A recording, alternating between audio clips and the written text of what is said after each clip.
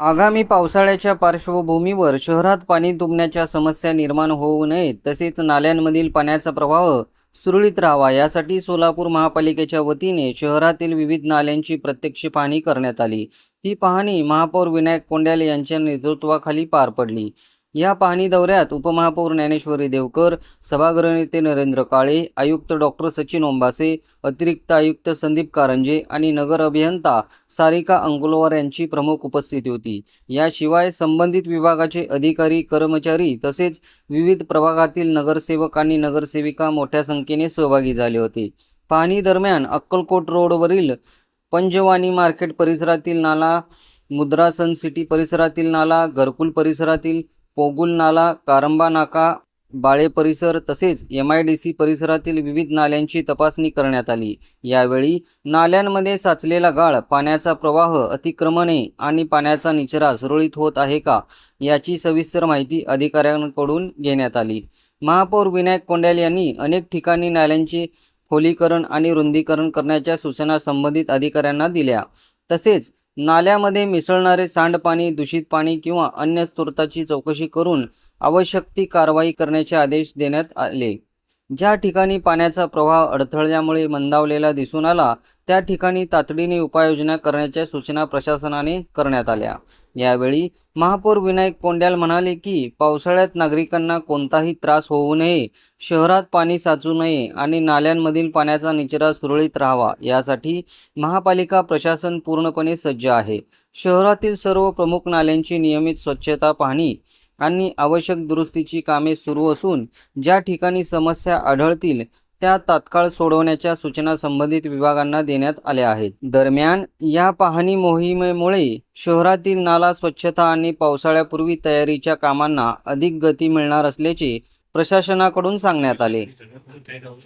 शहरामध्ये बरेच ठिकाणी आता सध्या नाल्याचं काम चालू आहे। नाले साफसफाई करणे, नाल्यातील गाळ काढणे हे प्रगतीपथावर चालू असताना आम्ही शहरामध्ये विविध ठिकाणी या ठिकाणी आम्ही व्हिजिट केली असताना त्या ठिकाणी मुद्रा सन सिटी असेल, अक्कलकोट रोड, पंजवानी मार्केट असेल, या ठिकाणी मक्तेदाराचं काम संत गतीने या ठिकाणी चालू होतं। आम्ही त्याला आता या आदेश केलेले आहेत की तुझं काम लवकरात लवकर पूर्ण कर।